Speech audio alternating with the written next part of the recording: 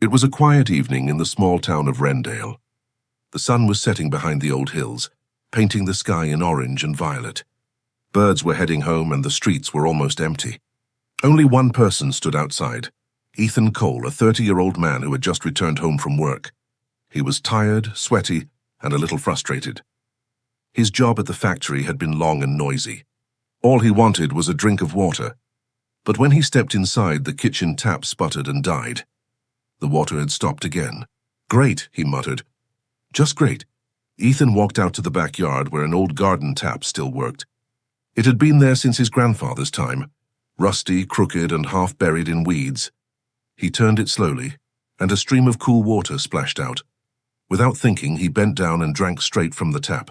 The taste was strange, metallic, almost sweet. It slid down his throat like something alive. He paused, wiping his mouth. "Weird taste," he said quietly. "Maybe the pipes are dirty," but then something changed. The world around him grew silent. Even the insects stopped chirping. The air became heavier. Ethan felt his heartbeat slow down, then speed up again.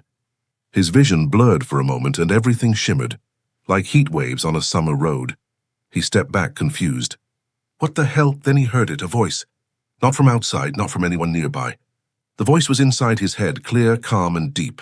"You have no idea what you just became." Ethan froze. His eyes darted around the garden. "Who said that?" he shouted. But no one was there. Only the wind moved through the trees. He stumbled backward, clutching his head. "Stop! Who's there?" The voice didn't answer immediately. Then it whispered again, closer this time, like someone standing right behind him. "You drank the water. The seed is now inside you." Ethan's breathing quickened.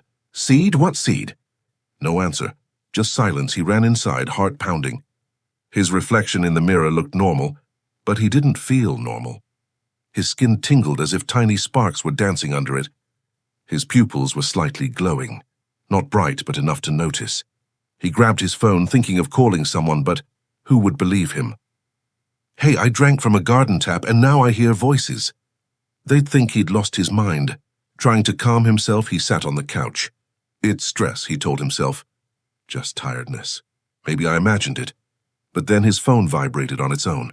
The screen flickered, showing static and green lines. Words appeared for a split second before vanishing again. "We see you, Ethan Cole." His heart jumped. "What the hell is happening?" he shouted. The lights in his house flickered. The TV turned on by itself, showing strange symbols like a language he couldn't recognize. It looked alien. Then a soft sound came from the backyard again. A humming, low, rhythmic, almost mechanical. Ethan grabbed a flashlight and moved toward the window. Outside, near the old tap, the ground seemed to glow faintly blue. He stared, frozen, as the soil pulsed like a heartbeat. "You have awakened it," the voice said again. "And now it awakens you." The glow grew brighter, spreading in small veins across the ground. Ethan dropped the flashlight and backed away, eyes wide. He didn't understand what was happening, but he could feel something inside him responding. His veins burned for a moment, glowing faintly under his skin. He fell to his knees, gasping. Then everything stopped. The glow vanished. The humming faded. The night went silent again. Ethan lay there, trembling. The old garden tap dripped slowly, one drop at a time, but the water that fell to the ground wasn't clear anymore. It shimmered faintly, like liquid light, and deep inside his mind the voice whispered one last time, calm, certain, and cold, "You are the beginning of something new." Ethan didn't sleep that night. He lay on the couch with the lights on, staring at the ceiling, afraid to close his eyes. Every time he blinked, he saw that strange blue glow again, the soil pulsing, the water shining, the whisper that echoed in his head. When dawn came, he finally got up. The world looked normal again. Birds sang. Cars passed on the street.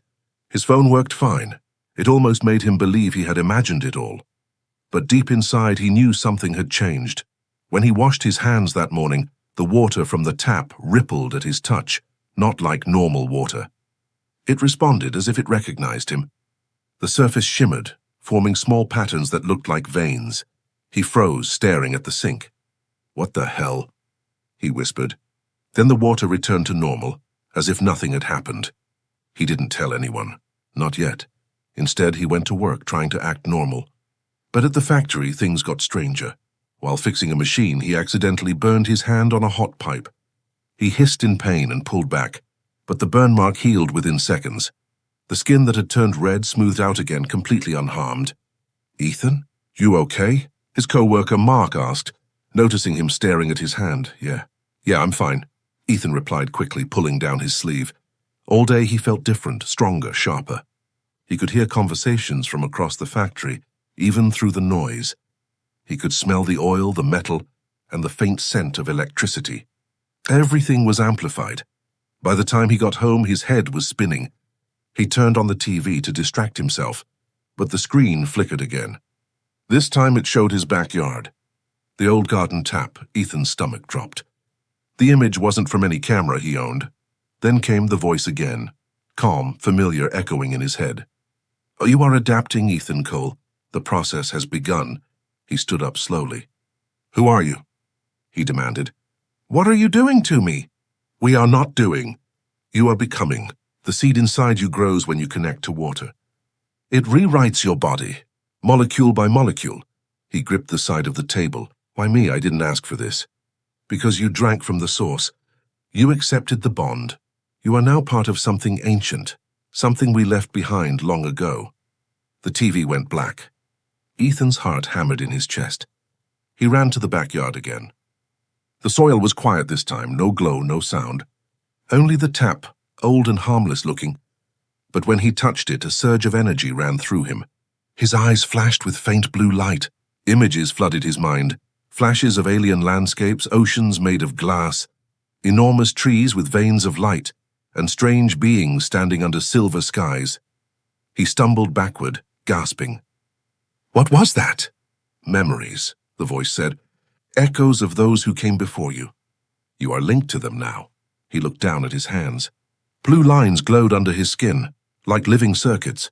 They pulsed with every heartbeat. Panic turned to anger. "I'm human," he said. "I don't want this." "You are more than human now." He grabbed a shovel from the shed and smashed it against the tap. Metal clanged loudly, but the tap didn't break. Instead, the ground around it rippled again, sending a pulse of light through the soil. Suddenly, Ethan heard a sound behind him, a low hum, like a generator turning on. He turned fast. A sphere of blue light hovered above the ground, small at first, then expanding. Inside the sphere, something was forming, a shape. "Go silhouette," the voice spoke again, softer now. "The Guardian has arrived." "The first of many." Ethan stepped back slowly, terrified but unable to look away. The figure inside the light began to take shape, a tall humanoid form made of shifting energy. It had no face, only two glowing eyes. "Ethan Cole," it said in a deep, echoing tone. "You are the chosen host of the seed. Your evolution must continue." Ethan shook his head. "No, I didn't choose any of this." But before he could run, the figure extended its hand. A beam of light hit his chest. Every cell in his body felt like it was on fire. He screamed as the world around him twisted and blurred. Then everything went dark. And the last thing he heard was the Guardian's voice, calm, mechanical, and absolute. "The human form will not last. Prepare for the transformation." When Ethan opened his eyes, everything was blue. A dim light pulsed above him, like the heartbeat of the earth. He tried to move, but his body felt heavy, almost weightless, floating in thick air. He was lying on something smooth and cold. The walls around him glowed faintly, covered in symbols that moved like liquid light. It wasn't metal. It wasn't stone. It was something alive. "Where am I?" he whispered. His voice echoed softly. Then came the voice again, the one that had been haunting him. "You are inside the chamber. The transformation has begun." He sat up slowly, his head spinning. His reflection in the wall caught his eye, and what he saw made his heart freeze. His skin shimmered faintly, covered in faint blue lines that pulsed beneath the surface. His eyes glowed like dim embers. The wound on his arm, one he didn't even remember getting, was already gone. His body looked stronger, sharper, but it didn't feel like his. Ethan stumbled to his feet. No, this can't be real. I'm human. I'm still human." "You are more than that now," the voice said. "The seed is merging with your DNA. You are evolving beyond your kind." He shook his head. "I never wanted this." "Neither did we." "Once," Ethan turned toward the sound. Out of the blue mist stepped the Guardian, the glowing figure he'd seen before. But this time it looked different. Less light, more shape. Its body flickered like plasma, but its movements were almost human. "What do you want from me?" Ethan demanded. "To survive," the Guardian replied. "Our kind faced extinction centuries ago. The seed was our legacy, our last hope. We placed it in the water of your world, waiting for one worthy to awaken it." Ethan frowned. "You mean this planet was infected on purpose?" "Prepared," the Guardian corrected. "We did not seek to harm. We sought to continue. You drank from the source tap, the last of the pure conduits. It recognized your mind, your strength, your will." Ethan laughed bitterly. "I was just thirsty." "And destiny answers the simplest needs," the Guardian said. He stepped closer to the wall. The strange symbols began to shift, forming shapes, images of a world that wasn't Earth, huge oceans that glowed, creatures that swam through liquid light, and towers made of crystal roots. Ethan's heart pounded. "That's your world." "Was," the Guardian said. "Until we destroyed it. We grew too fast, too powerful. The seed was both our creation and our curse. We placed it here to start again, but better." Ethan's hands trembled. "And now I'm part of it? You are its first success on this world. Others will follow. The seed inside you will call to them." He took a step back. "No, I won't let that happen." The Guardian tilted its head, glowing faintly brighter. "You cannot fight evolution." Ethan's anger surged. "Watch me." He swung his fist at the Guardian, but his hand passed through it like smoke. The creature didn't move, it just watched. Then suddenly a wave of energy burst from Ethan's palm, striking the wall. The chamber shook. The symbols blinked and scattered. Ethan stared at his hand in disbelief. The glow in his veins had brightened, and the blue light crackled around his fingers like lightning. "You see?" the Guardian said calmly. "You already wield what we once did. You are becoming us." Ethan backed away, shaking his head. "No, I'm becoming a monster. You are becoming a bridge." Before Ethan could respond, the ground trembled again. The ceiling above cracked open, and blinding daylight poured in. The Guardian's voice grew distant. "They have found you. The others. Run, Ethan Cole, or you will be taken before your evolution is complete." "Others?" Ethan shouted. "Who are you talking about?" But the chamber was collapsing. The blue walls began to melt into mist. He ran toward the light, feeling the ground vanish beneath his feet. Then he was outside. He gasped, blinking under the bright sun. The backyard was gone. In its place stretched a wide crater filled with blue steam. His house was half buried, destroyed as if an explosion had gone off, and above him, 3 black shapes floated in the sky, not planes, not drones. They moved like living shadows, silent, watching. Ethan's pulse raced. The voice whispered one last time in his mind, "They are not from here, and they know what you are." The shadows in the sky began to descend. Ethan turned and ran. Ethan ran until his lungs burned. The air smelled of smoke and metal. Behind him, his house was gone. Just a smoking hole in the earth where the garden tap had once stood. He looked up. The 3 black shapes in the sky were still following him, gliding silently like shadows on the wind. They weren't aircraft. They had no engines, no lights, just smooth, dark surfaces that bent the sunlight around them. Ethan ducked into the trees behind his property, heart pounding. He crouched low, trying to catch his breath. "What are they?" he whispered. The voice in his head returned, calm but urgent. "They are not of your world, but they were made to live among you. They serve the ones who seek the seed, the ones who seek." "You mean they know about me?" Ethan asked, his voice trembling. "They sensed your awakening. They hunt what they fear." Branches cracked nearby. A faint hum filled the air. Ethan pressed himself against a tree. Through the fog he saw them, 3 figures moving between the trees. Human-like, but wrong. Too smooth. Too still. They wore black suits that shimmered slightly, as if made of liquid metal. Their eyes glowed faint blue, almost the same color as the lines under Ethan's skin. He held his breath. One of them stopped, turning its head sharply in his direction. "Subject 09 detected," it said in a mechanical voice. Ethan bolted. The forest came alive with sound, branches snapping, leaves scattering, heavy steps behind him. The figures moved fast, faster than any human. Run toward the river, the voice urged inside his mind. Water amplifies your strength. Ethan didn't question it. He sprinted down the slope until he saw the river ahead, shining in the sunlight. As he reached the edge, one of the hunters leapt from behind and grabbed his shoulder. Ethan spun around, his instinct taking over. He thrust out his hand, and blue energy exploded from his palm. The hunter flew backward, crashing into a tree and vanishing into a cloud of mist. Ethan stared at his hand, panting. What did I just do? You defended yourself. The seed responds to threat. The other two hunters appeared from the trees, their eyes glowing brighter now. One raised its arm and the air shimmered, a net of light forming between its fingers. Before Ethan could move, the net flew toward him. It wrapped around his body, burning like fire. He fell to his knees, screaming. Containment achieved, one of the hunters said. But the river beside him began to glow, soft blue waves rising higher and higher. The water seemed to come alive, swirling around him. The voice spoke again, firm and commanding. Accept the connection, Ethan. Call the source. He didn't understand, but the pain pushed him over the edge. He screamed, and his body glowed brighter than ever. The net melted. The ground trembled. The river exploded upward in a massive wave of light, knocking the hunters back.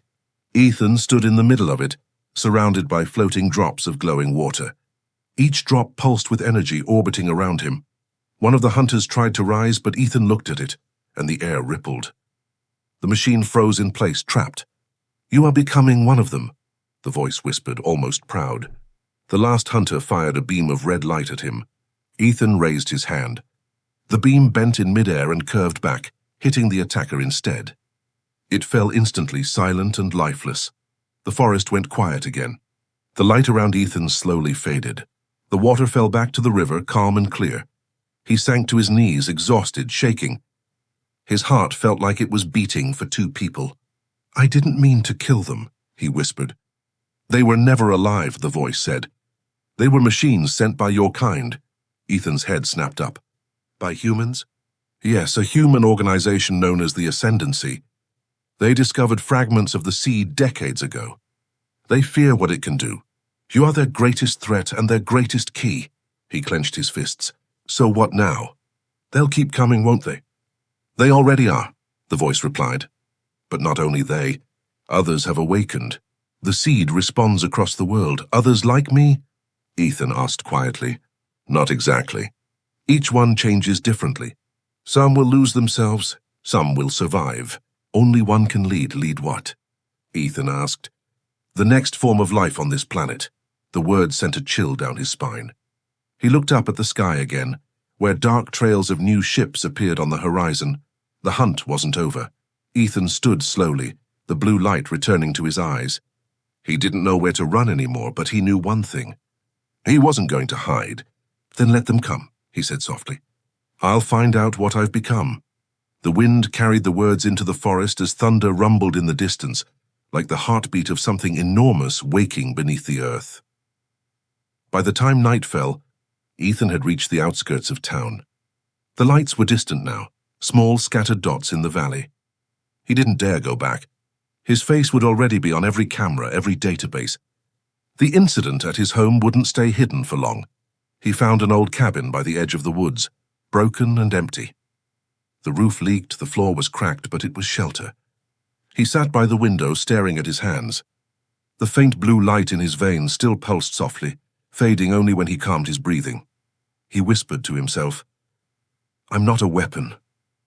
I'm not a monster. You are neither, the voice replied inside his mind. You are evolution. Stop calling me that, Ethan muttered. I'm a person. You are what your kind feared to become. Before he could argue again, he heard footsteps outside. He froze. The steps were soft, careful, someone trying not to be noticed. Ethan stood up quietly, his instincts sharpened by the seed's energy. The air shimmered slightly around his fingertips. The door creaked open. A woman stepped inside. She looked human, tall dark hair tied back, a long coat covered in dust. But her eyes glowed faintly like molten gold. Ethan Cole, she said calmly.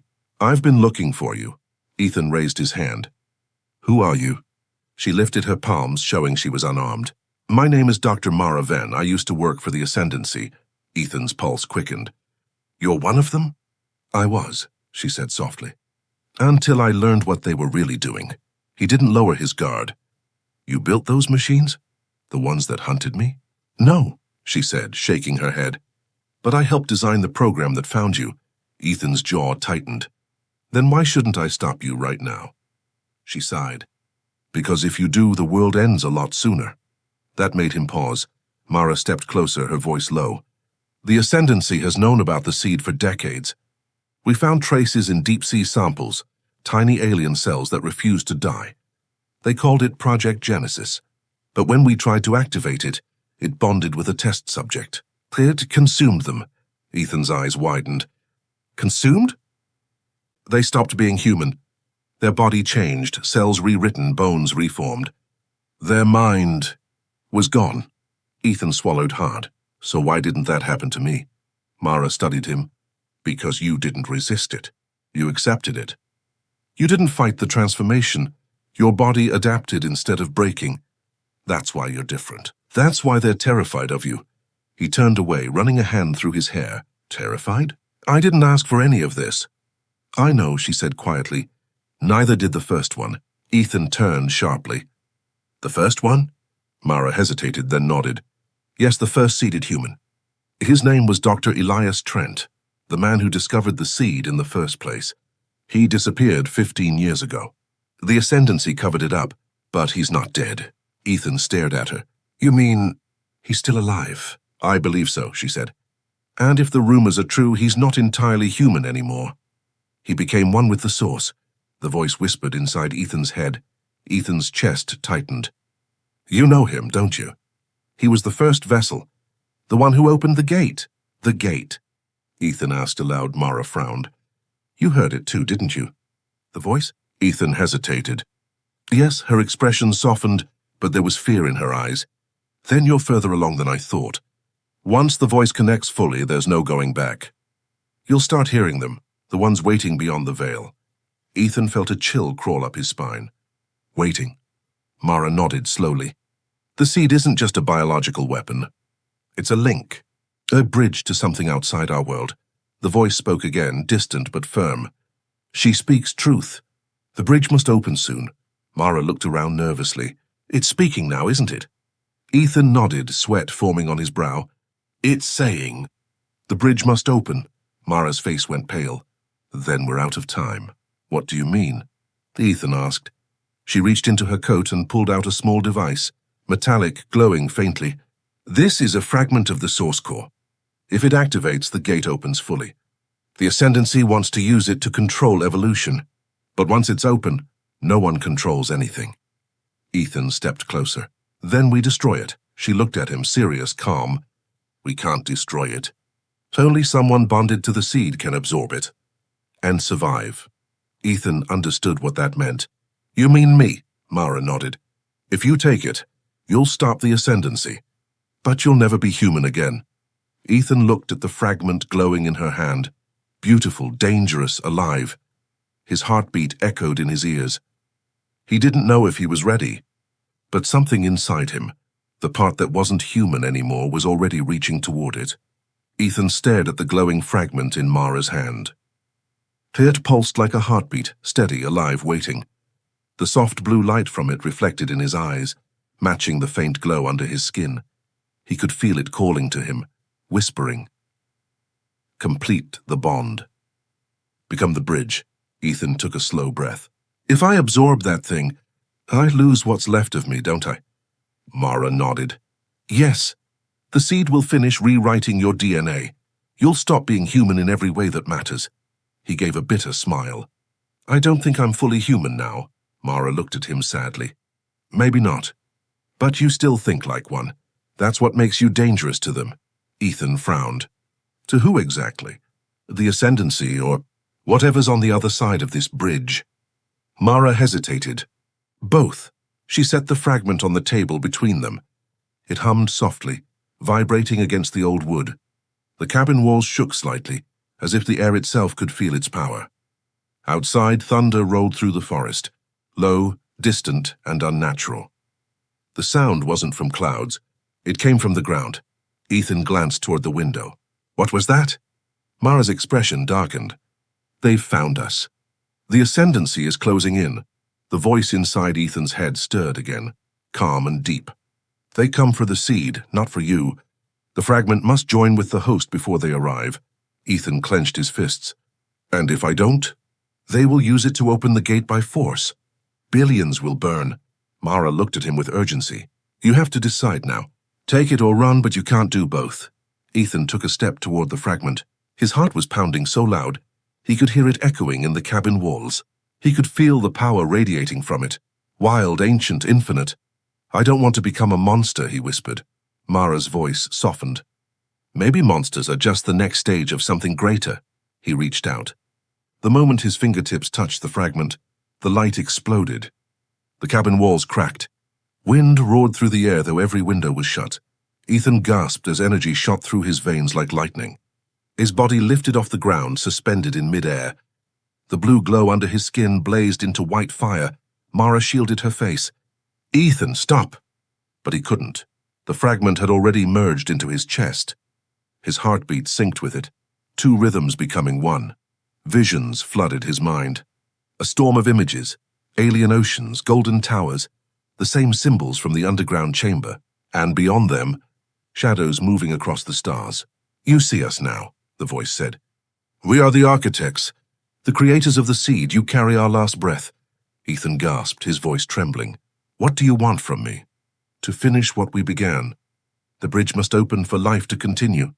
He struggled to speak. You destroyed your own world. I saw it. We evolved too far, too fast.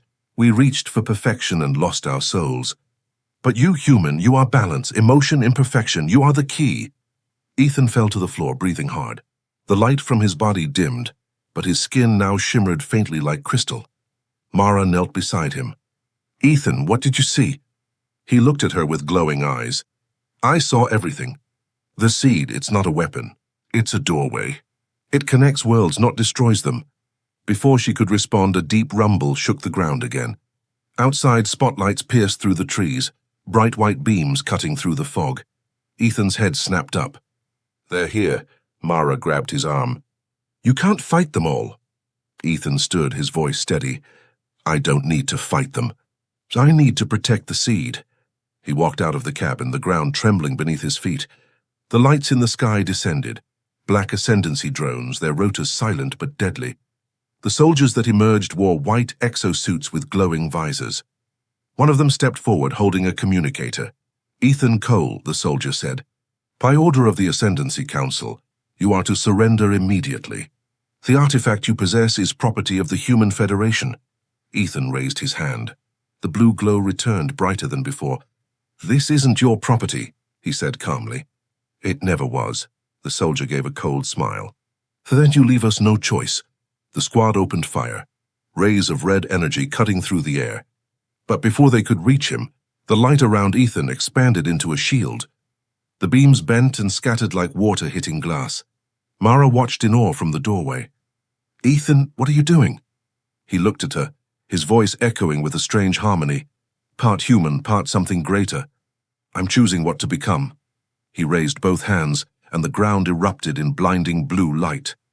The forest vanished in a storm of energy. When the light faded, the soldiers were gone. Only silence remained, and the faint outline of Ethan's glowing figure standing at the edge of the smoking crater. The voice spoke once more, soft and certain. The bridge has awakened. The final phase begins. Ethan looked up at the night sky. The stars were moving. The forest was gone. Where trees once stood, now only glowing ash and blue mist remained. Ethan stood in the center, the air around him pulsing with power. His veins shimmered like rivers of light, and his eyes reflected the sky, because the sky was no longer still. Above, the stars were moving. Slowly at first, then faster, spinning into strange constellations that no human had ever seen.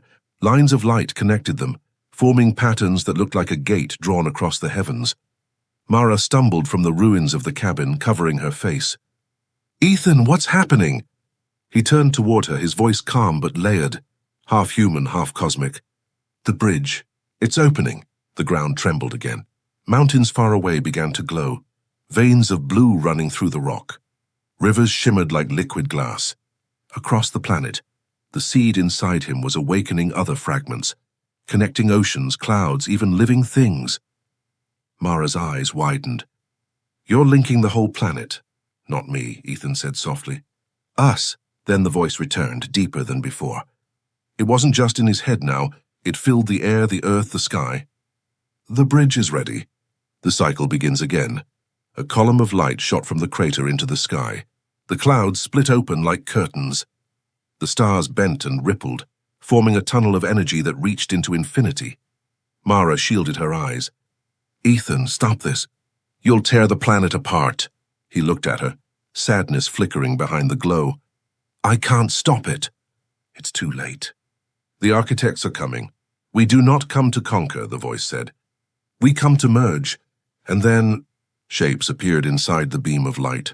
Tall, graceful silhouettes, like beings made of energy and memory. Their forms were fluid, ever-changing like the reflection of stars on moving water. Mara gasped. "They're real," Ethan nodded slowly. "They're ancient. They built the seed, and now they've found their way back."